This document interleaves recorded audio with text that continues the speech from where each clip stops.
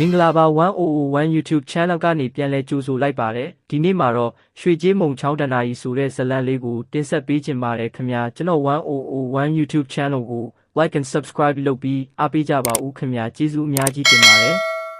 ရှိတုန်းကရွှေတောင်ပြည်နဲ့ရွှေနန်းပြည်ဆိုတဲ့နိုင်ငံနှစ်ခုရှိကြတဲ့ဒီနိုင်ငံတွေကိုကြေးမုံချောင်းကနယ်နိမိတ်အဖြစ်ပိုင်းခြားထားပြီးတစ်ဖက်နဲ့တစ်ဖက်စားတတုကြောင့်မြရတနာကုံသွေးတွေနဲ့အလွန်စီကားတဲ့နိုင်ငံနှစ်နိုင်ငံဖြစ်ကြပါတယ်ရွှေတောင်ပြည်ရဲ့မင်းသားအရေးမှာဟာသူ့ရဲကောင်းတစ်ယောက်ဖြစ်တယ်လို့တန်ခင်းတမန်ခင်းတွေမှာလည်းထူးချွန်တဲ့လက်ယုံရည်ရောနှလုံးရည်ပါပြည့်ဝသူပါသူကနေဆက်မြို့ရဲ့မျိုးစားမင်းသားဖြစ်ပြီးရွှေတောင်ပြည်သူလေးရွှေစင်နဲ့လည်းချစ်သူတွေဖြစ်ကြပါတယ်တစ်ဖက်ရွှေနန်းပြည်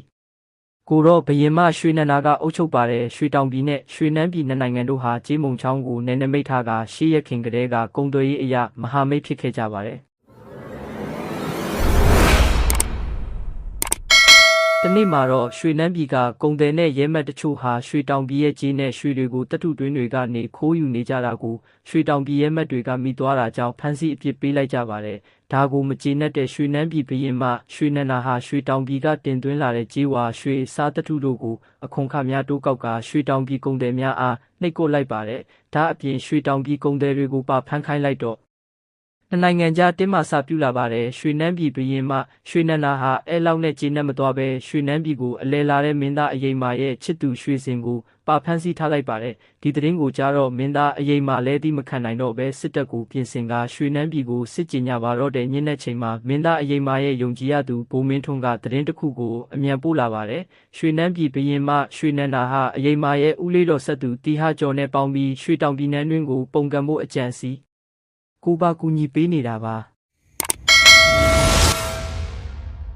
ကုံသွေးရေးပရိပခဆိုတာသူတို့အစီအစဉ်ရဲ့အယောင်ပြပဲဖြစ်ပြီးရွှေစင်ကိုဖမ်းဆီးထားတာဟာလဲမင်းသားအယိမ်မာကိုစိတ်ရိုင်စေရန်သာဖြစ်ပြီး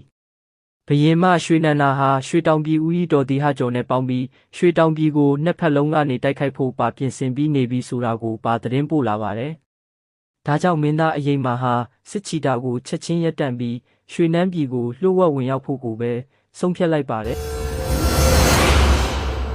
သူ့ရဲ့တစ္ဆာရှိလူယုံရွှေမြတ်ပါနဲ့အတူရွှေစင်ကိုကယ်တင်ဖို့နဲ့ရွှေနန္ဒာရဲ့အစီအစဉ်ကိုဖျက်သိမ်းဖို့ကိုပါစီစဉ်ကြပါတယ်မင်းသား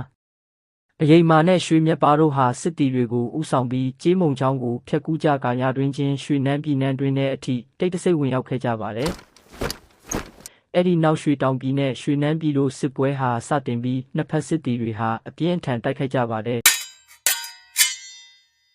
ရွှေနန်းပြည်ဘက်ကအင်အားတာလွန်တာကြောင့်ရွှေတောင်ပြည်စစ်တီတွေအထိနာနေကြပါတယ်ရွှေတောင်ပြည်ဘက်မှာလဲပုံကန်နဲ့ဦးရီတော်တီဟာကျော်ကသူ့တပ်တွေနဲ့ရွှေတောင်ပြည်မျိုးစောင့်တပ်ကိုအလင်းငိုက်ဝင်တိုက်ပါတယ်